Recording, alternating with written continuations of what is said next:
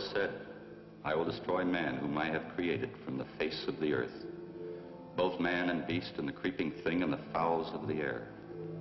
For it repenteth me that I have made them.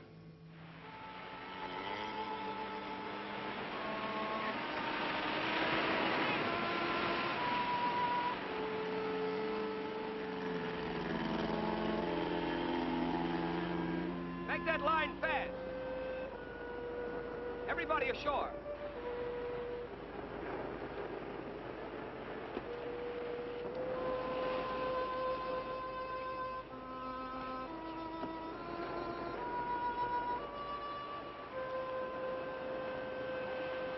Strange. We can see only a small part of the island from this spot, but yet you can feel lack of welcome, lack of abiding life, huh? Yeah, I felt the same when I came here before to rescue your first crew. I not only knew that they were gone, but that they were lost completely and forever, body and soul. Please, Lieutenant. Some of those men were our friends from the same institute. I'm sorry, Miss Hunter.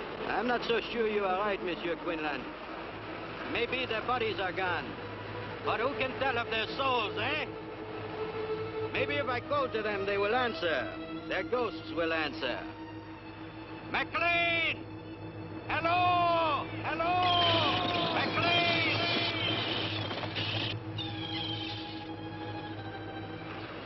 Where is the house, Lieutenant? You can't see it from the shore. It's back in the hills, at the head of that gorge, just hidden in the cliff. How fitting. Might as well have a look at it. Well, they're coming in with the second load of supplies from the plane. Now let it set right up.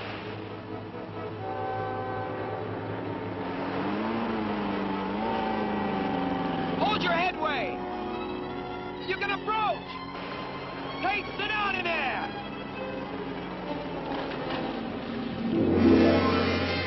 Well, get him up! I see him, he's on the bottom!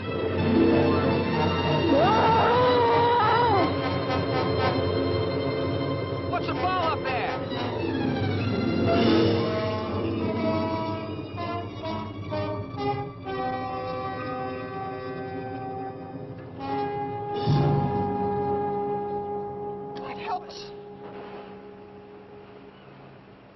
Cover it.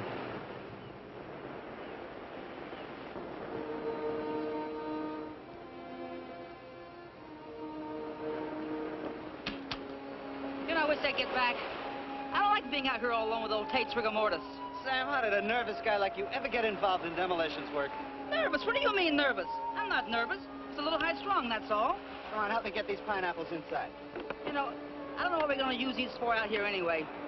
That's just to practice pitching by those babies out there.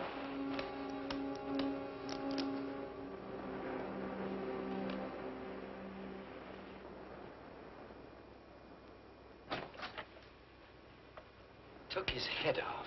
His head? I'm afraid so. We're going to take him back to Eniwetok for burial. I hope that man's death is not an omen of things to come. Well, frankly, Doctor, I wouldn't care to stay here with you. But if you run into trouble or you need extra supplies, you can always reach the base by radio. And as of this rotten weather, let us get back to the base at all. Something in the air is wrong. Can you tell me what it is, Lieutenant? Well, I don't know, sir. Maybe it's because there's no sound. No animal noises of any kind.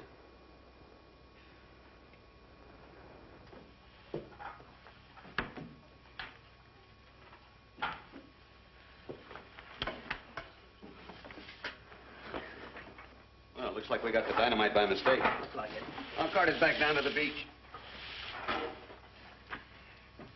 Oh, excuse me, Doctor. That's quite all right. Just call me Marty. Okay, Marty. You know, the Navy boys really fixed this place up. I'm almost going to enjoy being here. Yeah, you'd never think it was a complete wreck a few months ago. If you want to see a wreck, take a look at my back. Well, it'll be dark in a few minutes. Want to come watch the takeoff? I'd like to. I'll get the others. Lieutenant, I don't want to annoy you again, but nothing was left? Not a hair, nor fingernail clipping? Only McLean's journal? Well, that's all, Doctor. That they are dead, I can believe possible. But to vanish from the face of the earth? No. The Navy thinks they were all at sea in their small boat when the typhoon hit. Lost with all hands is an old story. Yes, but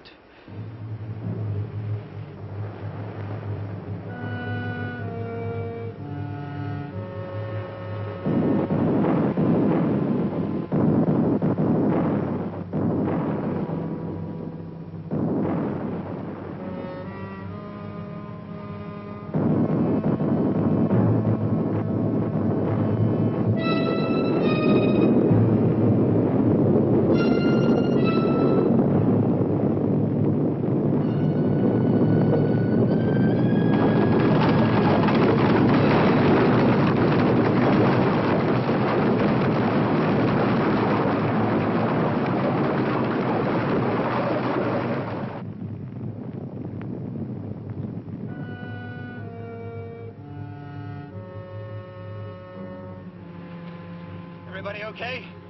Yeah, it looks that way. You okay, Mac? Yeah, nothing that getting off this old pile won't cure.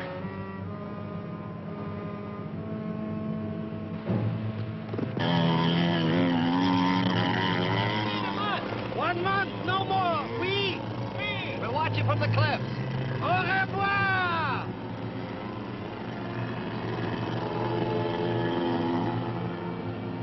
Did you hear those sounds just before the quake? What sounds, mon ami? The deeper booming and rumbling? No, I'm afraid not. Dr. Carson means the explosions. We should get up to the cliffs.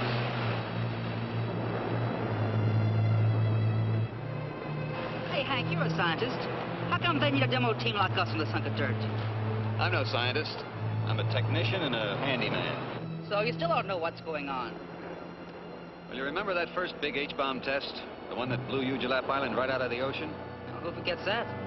A tremendous amount of the radioactive fallout came this way. A great seething, burning cloud of it sank into this area, blanketing the island with hot ashes and radioactive seawater. Dr. Vigon's group is here to study fallout effects at their worst. Dr. James Carson is a geologist. He'll try to learn what's happening to the soil. The botanist, Jules Devereaux, will examine all the plant life for radiation poisoning. Martha Hunter and Dale Brewer are biologists. He works on land animalism while she takes care of the seafood. Dr. Carl Vigon is a nuclear physicist. He'll collect their findings and relate them to the present theories on the effects of too much radiation. We blow up mountains for the geologist Carson. But this is the second bunch of brains to come out here. What happened to the first? They were here, and a storm hit, and they were gone. That's all anybody knows. Doesn't anybody wonder? Everybody wonders. They just don't like to talk about it. Come on, we'll miss the takeoff.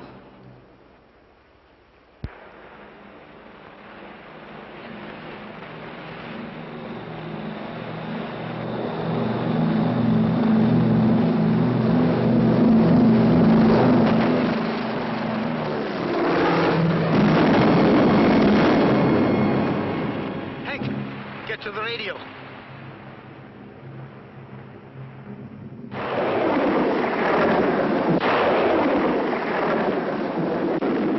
There's something. It's a commercial station. Probably Manila or Samoa. It's all from beyond the area of disturbance. I don't get a thing on the Navy bands. Keep trying. All those men killed. We can't even send word through this storm. The Navy will send a search plane, honey. No, the Navy will assume that Lieutenant Quinlan decided to remain here rather than risk the storm. I know Weetalk's probably getting as much static as we are. Probably. Which means we can't do anything until conditions improve. So why don't we let Hank keep trying while we begin our own work? We have to go over McLean's journal sooner or later, so it might as well be now. Then let us go into the living room.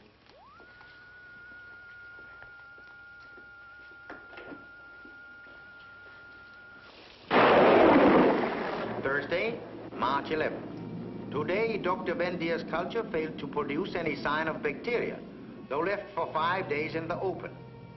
Friday, March 12th.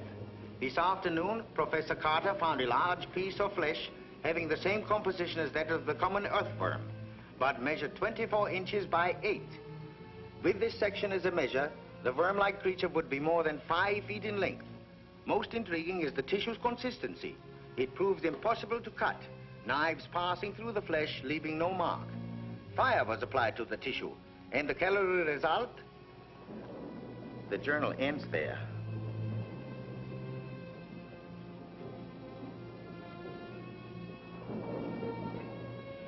Well, it's getting very late.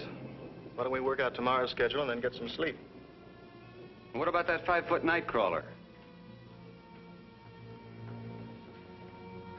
Well, excuse me for being so stupid, me and that book you're reading. We weren't laughing at you, Hank. It's just that McLean didn't really mean to imply that the flesh was from a big worm. He said from a worm-like creature. You know, it might have been a sea worm. They've been known to grow much longer than 5 feet. Well, excuse me for shooting my mouth off, but the journal didn't say anything about the sea. Just talked about worms.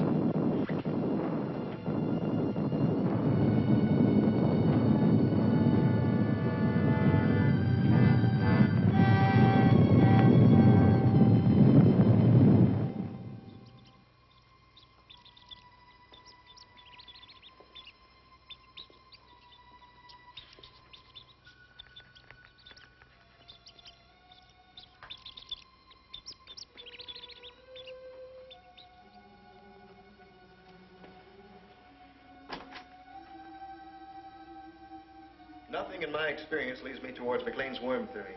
Nothing. You would know better than I. But why, I asked, did the writer stop in the middle of a sentence? Yes, why, Carl? Unless something really unusual happened, I'm sure he would have finished. We shall find out, I think. Well, Jim and I will head down the South Valley in the morning. You know, I haven't seen any insect life since we arrived. Shh. Quiet. Listen.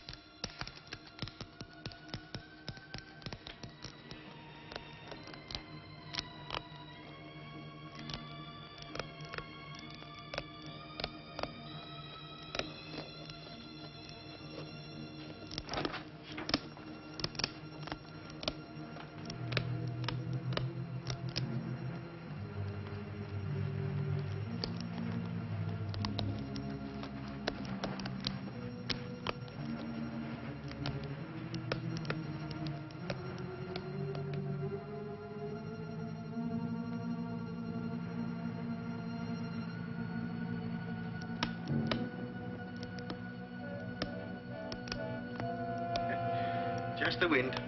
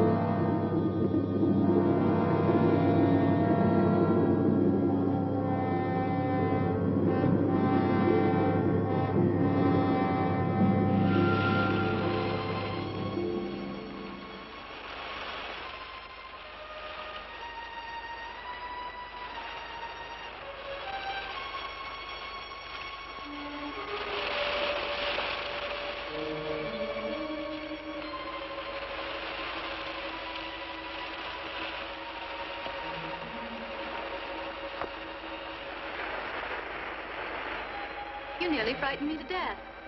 Well, no, I couldn't very well announce myself under watertight. Besides, you look scared down there. Well, I was scared.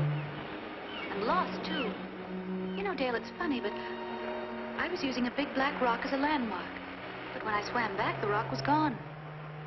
Well, I did see something move near you. You did? I wonder what it could have been. I don't know. Just a big black shape moving through the kilt. Land crabs and seagulls. Everything else is dead. Bill! Arthur! What's the matter, Carson? Come up the path. We'll meet you. Well, look, found something. Come on, Hunter.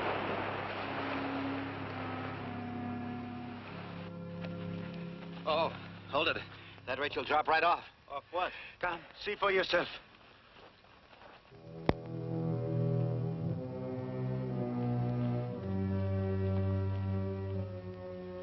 But only this morning I came along this path on my way to the beach. And it wasn't there. You mean this pit wasn't here before? It has only appeared in the last 20 minutes. And it's at least 50 feet deep. Nothing but land crabs. I want to go down there. No. Why not? You are a geologist. You know that a second disturbance would cause a cave-in that would crush anybody down in the pit.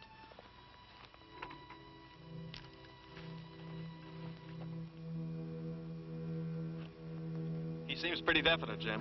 Is he right about a cave-in? He could be, assuming this was caused by a disturbance. Why, it's glazed as though it had been fired in a kiln. Summers, you and fellows better put a couple of your lanterns around this pit so as to keep any of us from falling in the middle of the night. Okay. Come on, honey, let's go back to the house.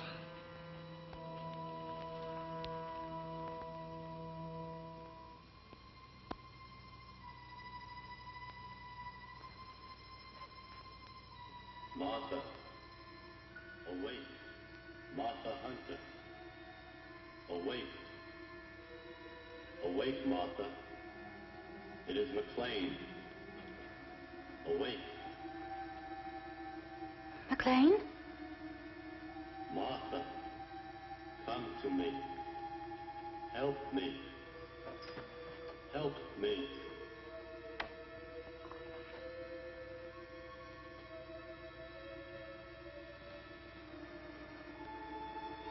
Martha, Martha Hunter, help me. Help me. Martha, help me. Help me. Martha, come to me.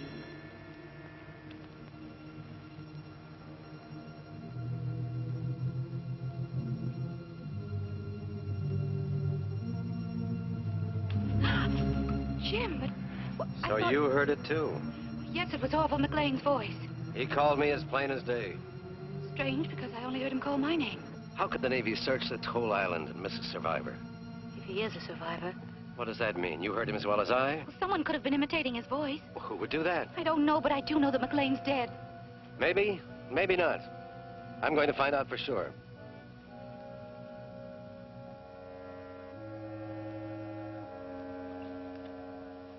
Jim, you're not going down there. Yes, I am. But Carl's against it. He's afraid of cave-ins. I'm not. Keep the sawmill out of sight.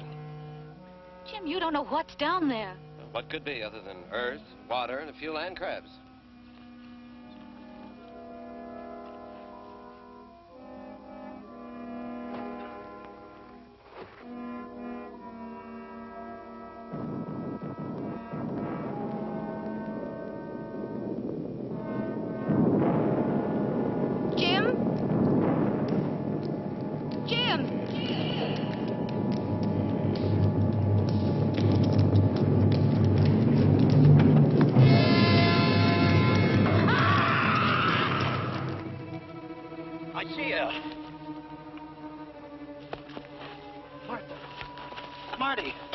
She has fainted, no more. Oh, It's all right, honey, it's all right. Where's Jim? he's in the pit. He went into the pit. I saw the rope go slack. He must have fallen during the quake. I warned him. Carson! Can you hear me? Are you alive? Dr. Michael, my leg, it's broken. We are coming for you. Don't try to move. No, Jules. But we must go down to him. Not this way. The rope may be too short. Then how? Through the caves. The great caves to the sea. But how do you know the caves connect with the pit? Gentlemen, for reasons I have guessed, Dr. Carson also, these caves must join the pit, because the pit was created from below, not from the surface. Dale, take Martha back to the house. The rest of us will look for Dr. Carson.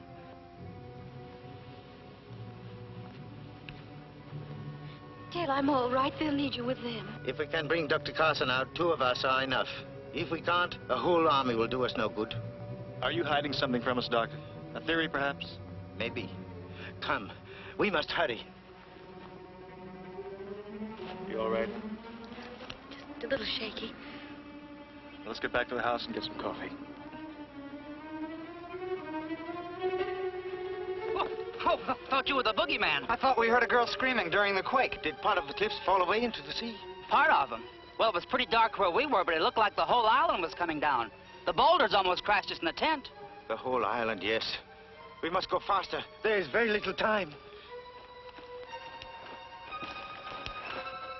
Little time for what? That is Dr. Wygon's small secret. Let us catch him and find out.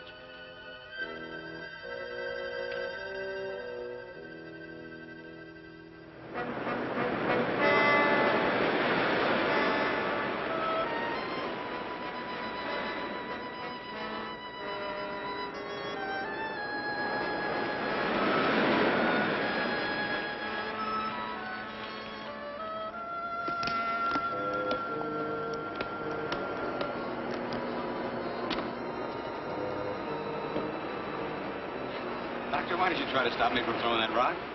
I just don't like to kill anything, even such ugly creatures as these. Poor helpless things. Helpless nothing. You ever see a bunch of them start on a wounded Marine? They finish him off in 5 minutes. It's all more reason to get Jim out of that pit. Yes, all the more reason.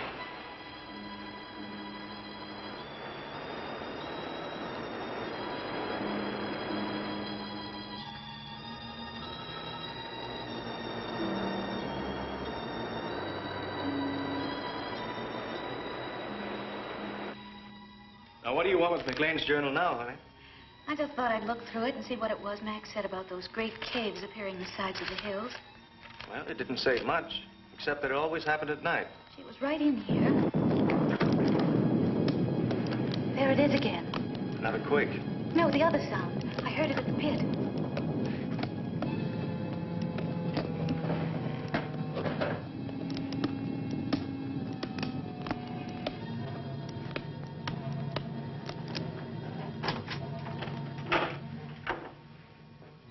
You know, if we both hadn't heard it, I'd swear it's my own imagination.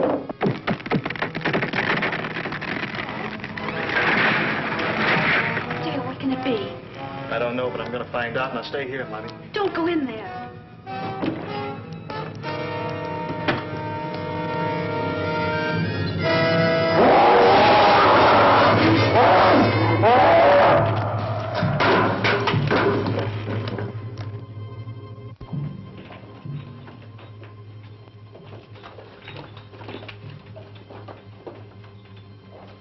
Put out the lights.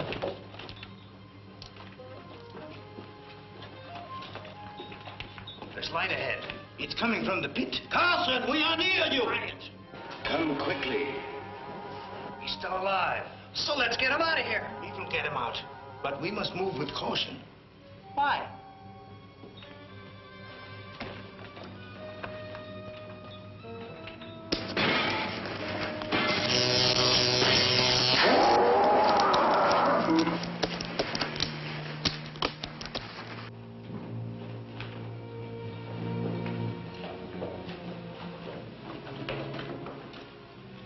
Do not call to him. Why not, Doctor? Blood? Where could he drag himself? We will not find him tonight. We had better return in the morning when there's more light. Well, I don't like the idea of leaving him here all night with a busted leg. Nor do I. Up the rope, quickly. We might as well go back through the caves. No, up the rope. Dr. Wygon, you are a great nuclear physicist, while I am a simple provincial botanist. But there are things I do not understand. There are many things that I do not understand also, Jules. You had better climb.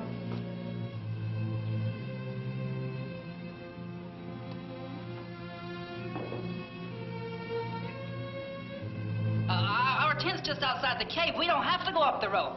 Up the rope. That's what I was afraid of.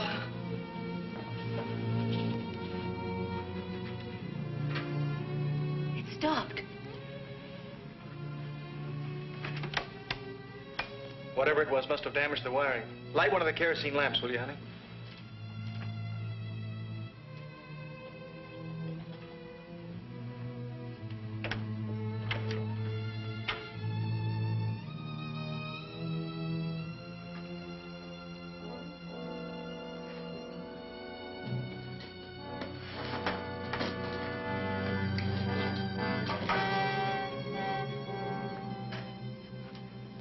Here's your motive. Food. But not much considering the size of the thing that did all of this.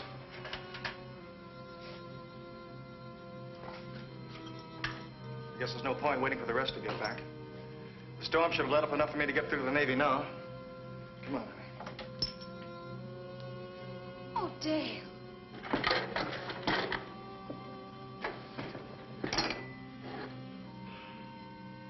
Whatever it was that did this deliberately destroyed the radio. It had to be deliberate. Every piece of wiring has been ripped out and chopped to bits. Look, every tube has been sliced neatly in half. And it had to reach way inside to do it without wrecking these cabinets. Well, all I can say is, why wasn't I invited to the party? Not funny, eh? Well, that's as it should be. Do you think you can fix it? Fix it?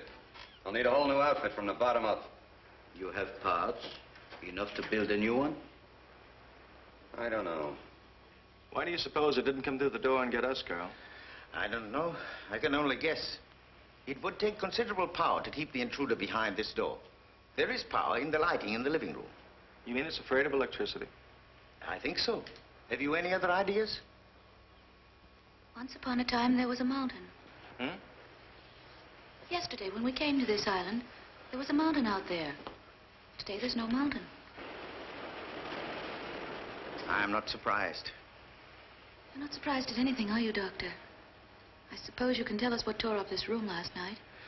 No, I cannot tell you that. But I can tell you this. Everything that has happened from the death of the first sailor to the destruction of our radio must be somehow related. They are too far from the normal scheme of things to be separate accidents. If there is a single cause, then that cause is outside of nature as we know it. Yes, that is why I insisted on caution entering the caves. We are unquestionably on the brink of a great discovery. It is not likely that that discovery will be of a pleasant nature. That is the sum of my knowledge. If you need more, I suggest you ask Dr. McLean when next his voice calls in the night. Now, let us again seek Dr. Carson.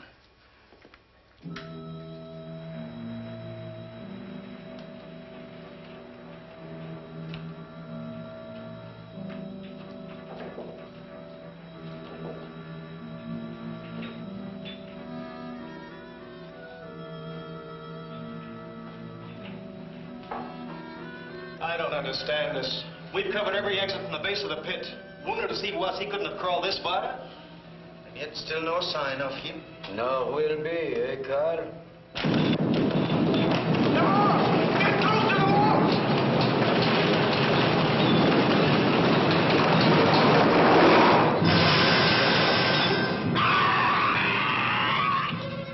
Something to tie it with. Top of my pack, Carl.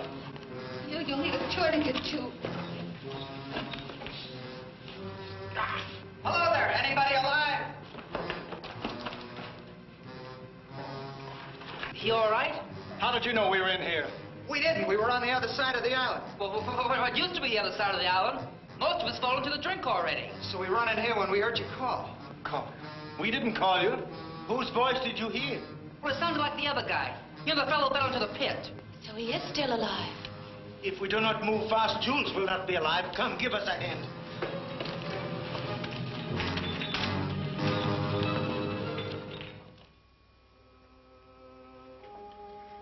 This will help you sleep, Jules. Thank you, Martha. I could use some sleep. Messieurs et mesdames, je voudrais présenter pour votre inspection la seule fleur unique au monde.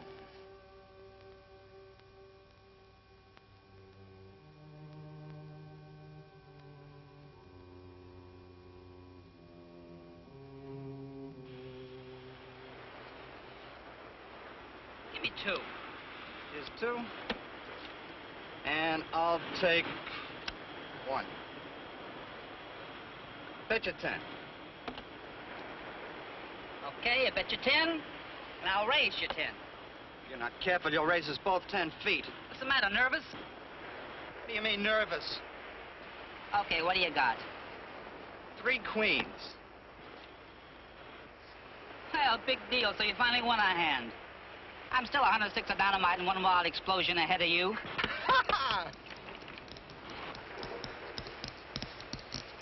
What's that? Sounds like a kid dragging a stick across a picket fence. We ain't got no picket fence out here.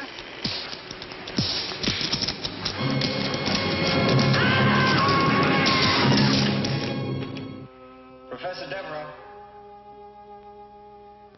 Professor Devereaux. Who is there? Seaman Ron Phillips. And Sam Summers. We found Dr. Carson.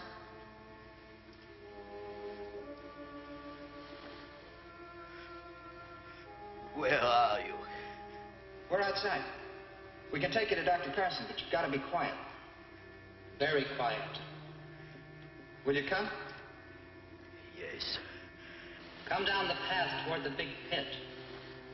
We'll meet you there and lead you to Carson. I will be there.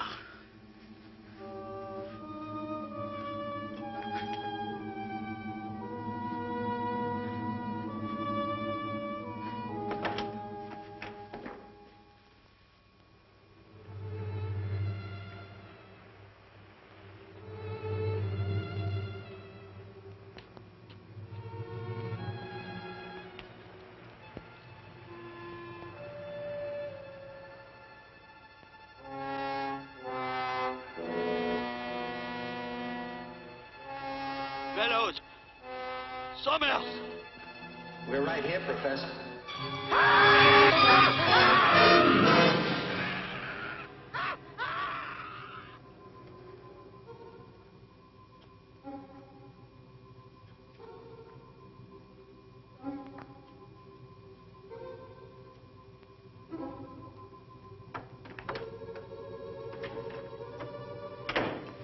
It sounded like Jules. Devereaux? Yes. What is it? I am here. Are you all right? Yes. The pain is less. Keep talking. We thought we heard you cry out. I have been asleep. Perhaps you were talking in your sleep. Ah, yes. Then I hope I did not blemish the reputations of any fair ladies I may have known. You didn't mention any names. I never asked any names. Tell me of this cry you heard. It sounded like you. Like you would have sounded in your death agonies. It could hardly have been me, Doctor.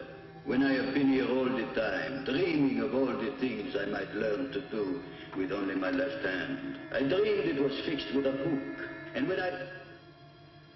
Congratulations, Dr. Weigand. Where are you? Where all of you soon will be. I shall be back tomorrow night. Bonsoir. Devereaux! Devereaux! What does it mean, Doctor? He is dead. But he spoke, Carl. It's supposed to be a ghost story? No. No, I do not believe in ghosts. We are dealing with a man who is dead, but whose voice and memory live. How this can be, I do not know.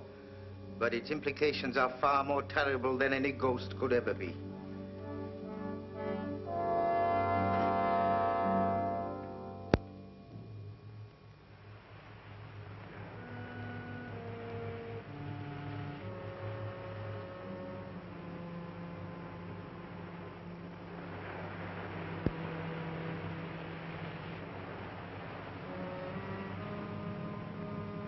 What happened to their bodies, Carl? They were eaten. Even the bones? The bones are, I think, hidden. Most of the dynamite is gone. Huh? Dynamite? But not for grenades. I don't understand it. I don't understand it. Well, we may as well pick up what's left. Yes, we shall need them. We shall have to stay away from the beach hereafter. Come, Hank, we still have the radio to repair. Tonight we will wait for Jules to speak to us.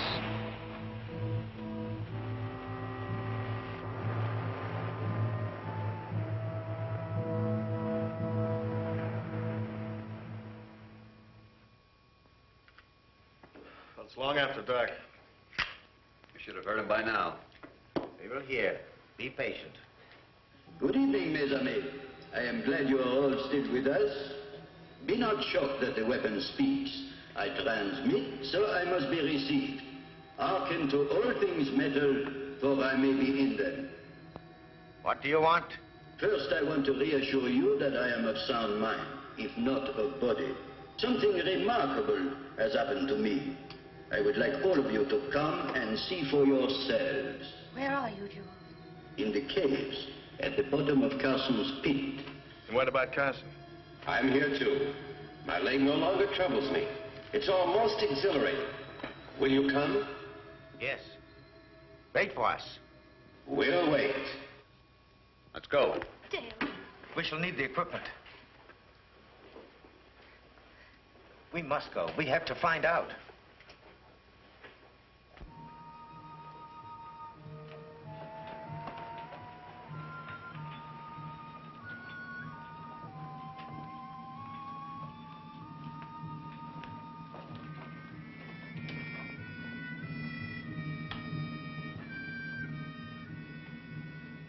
We are here!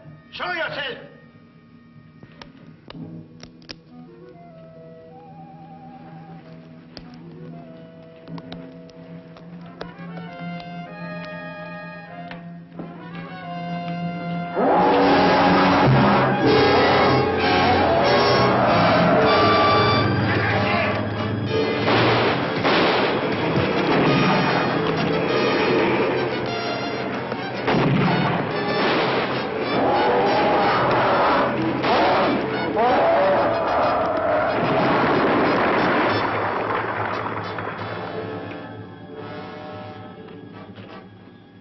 I killed it. Yes. By the sheerest luck. Why didn't the grenades hurt it? Remember what the journal said about the worm? Yeah, that a knife passed through it like water. The stone penetrated its brain, or motor area, or whatever keeps the thing alive. I think if we remove the stone, the crab would return to life. Oh, let's just leave it be, huh? We will bury it. If a blade passes through it like a finger through mercury, then like a river of mercury, we should be able to sever a part of it by completely separating it from the rest of the body. Thusly. There. Now we have a specimen. Set your dynamite, Hank.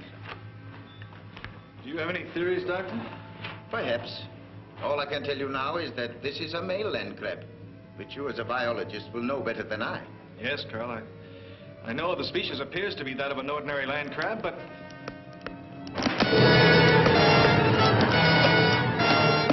Out, quickly!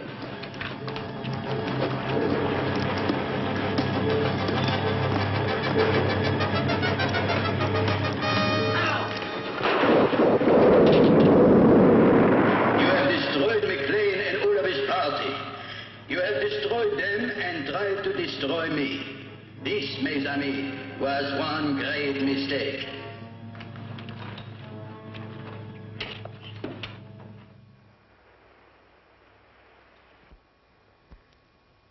Well, Doctor?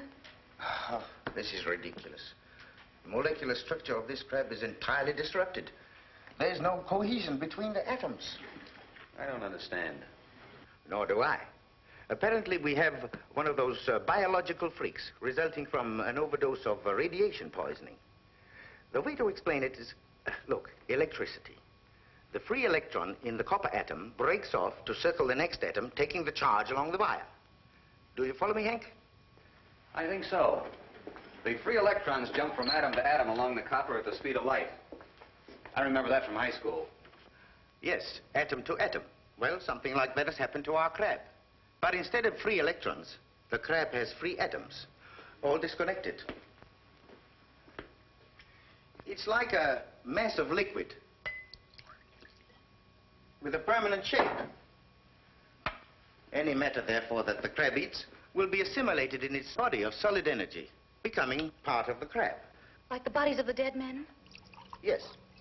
And their brain tissue, which after all is nothing more than a storage house for electrical impulses. That means that the crab can eat his victim's brain, absorbing his mind intact and working.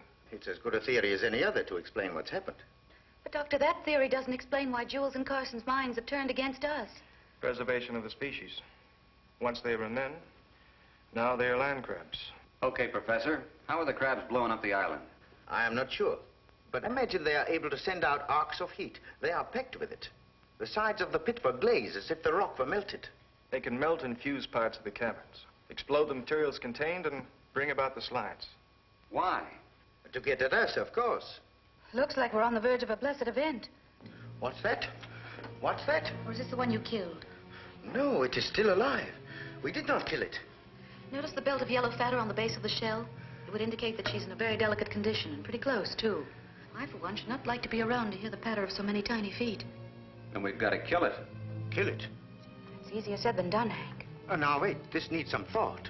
Doctor, you're not going to suggest that we save it for science. That would be suicide. No, thank you, Martha. I have no ambition toward becoming a mad scientist. But I do think we ought to try and capture the thing. Would you not like to examine a live specimen? Certainly I would. But I had a chance to see how the specimen examined the lab wall last night. Hey, take a look at this.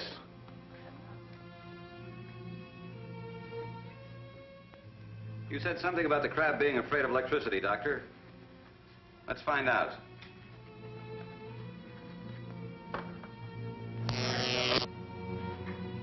Ashes. The electricity destroyed the leg in less than a second. That proves that the crab is negatively charged. Yes. Then, Hank, you must create a trap of positive energy. Ha! It works! Well, sure it does, Doctor. It's easier to build than a model airplane. The charge must be just strong enough to de-energize the crab. Long enough for us to remove the claws and cage it. But not strong enough to kill the thing. Well, that's fine, Carl, but how do we get the crab to step into it? Apparently, the creature sleeps by daytime. We must take the ark and place it in one of the well-traveled cave routes. He has 8 legs with which to step on the plate. I am sure he will manage. Yes, but you'd better select a new approach to the cave. The beach entrance is completely underwater, and the pit is...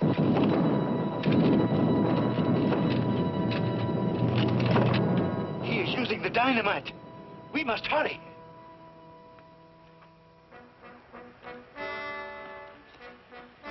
You've already lowered the electric eyes into the cave? Yes, you must place them either side of one of the upper caves.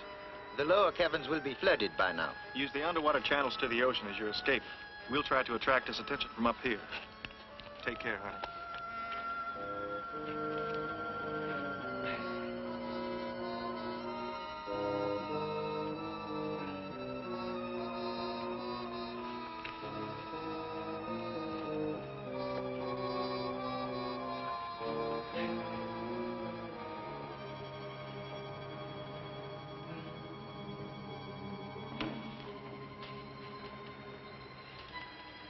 Might as well get to work. I'll plant this one, you take the other. All right.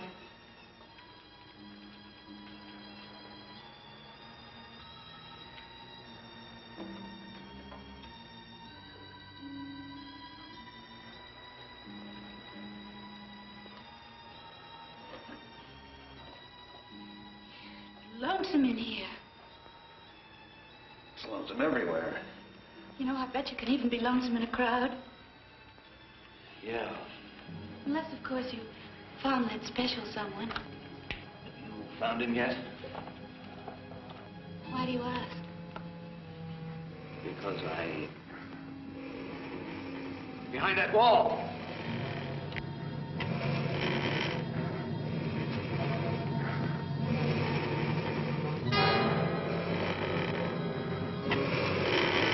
This might be the perfect time to collect some of Dr. Vigan's mercury. If I can't make it back, you get out of here as fast as you can.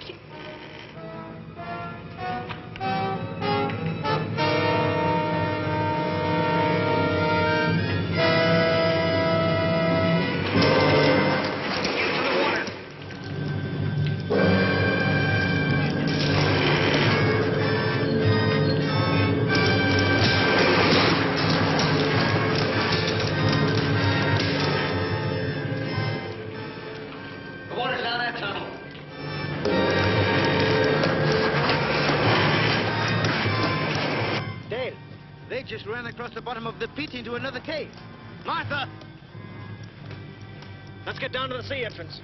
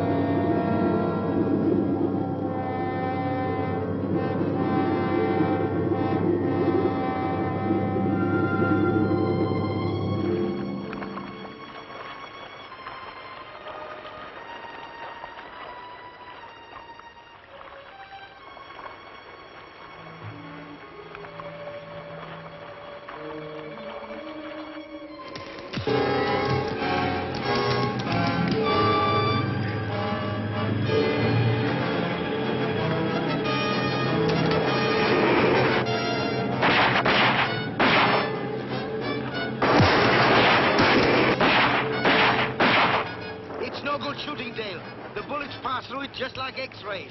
So, you have wounded me, and I must grow a new claw. Well and good, for I can do it in a day. But will you grow new lives when I have taken yours from you?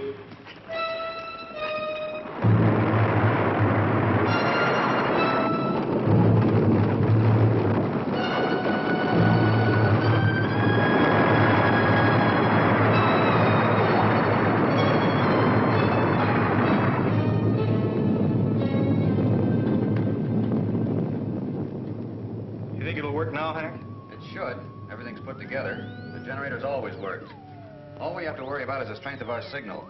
That is, if Dr. Devereaux and Carson will leave us alone long enough to try it out. I'm afraid they won't.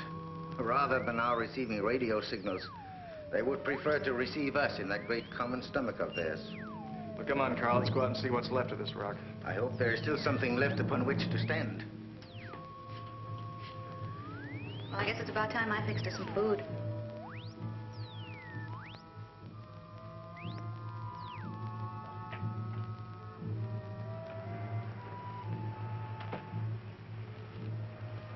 There used to be ridges there for maybe 2 miles.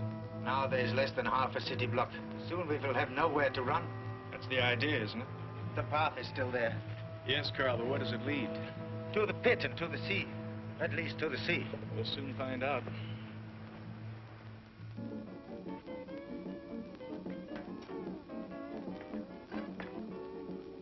Aloha, Malahinis. This is your favorite disc jockey, Pineapple Joe. Listen now to Mokakima and his Molokai boys playing Moana Loa Lava. It's working. Only the receiver, not the transmitter. Well, can you fix it? I don't know. Maybe with this telegraph key and a Morse code setup. Well, we don't have to worry about the pit any longer, Carl. No. Shall we go? Might as well. It's not wasting any time. Sound came from over there. Let's go. Oh, Hank, I don't know what we'd have done without you. Where did you ever learn to fix all these things? In the Navy during the war. And I knocked around a lot in the radio and the TV repair business. Ended up in the South Pacific. Yeah. How'd you get here? Well, after Dale and I graduated, we stayed on at the Institute and research. You've been together ever since? Uh-huh. And when his promotion comes through, we'll be making it a lifetime partnership. Yeah. Well, let's go find Carl and Dale and tell them this thing works.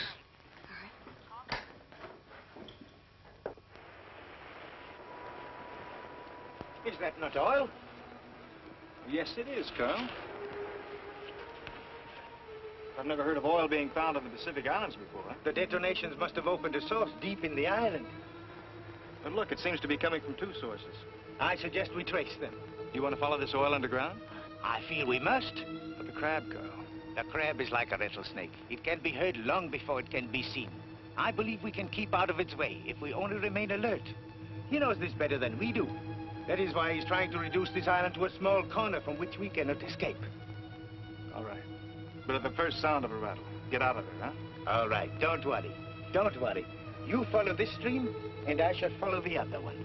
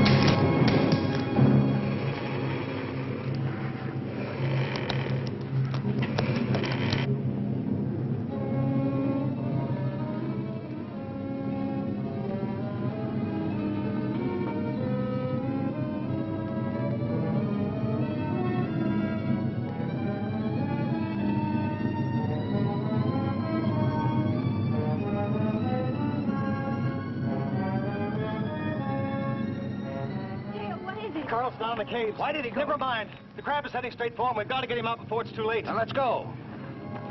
Stay there, Marty.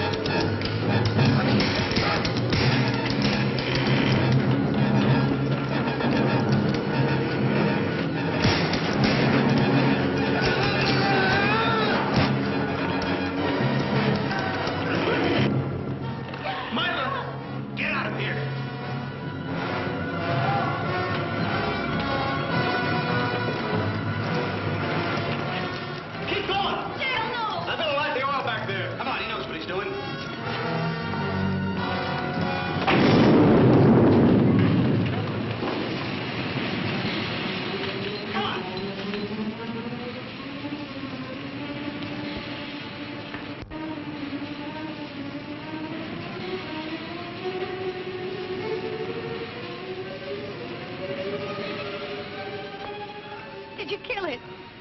No. He can avoid the mainstream. Of all of us, I thought Carl would be the one to... That fire won't hold it very long. I don't think it matters much anymore, Hank. Well, just so it holds it long enough for me to get one message away. Just one more SOS. Hank, you got the radio? That was quick thinking, Dale. The pity is that all fires must one day burn out.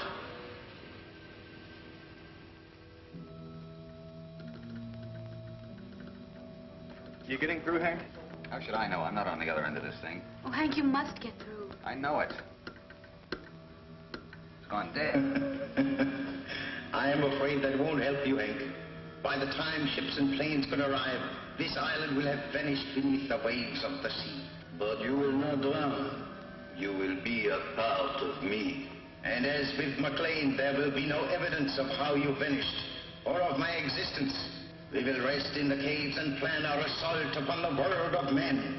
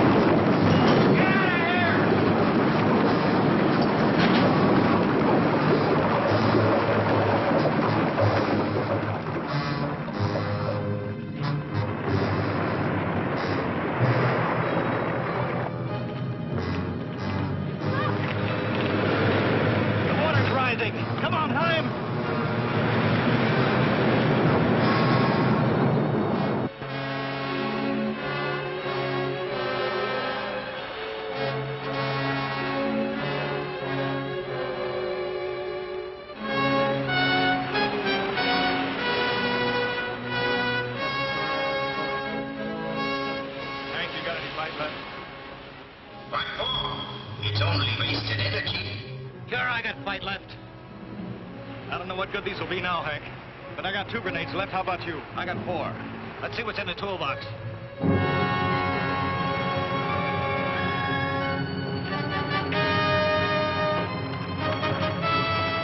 Transmitter's still working. Here, this looks good.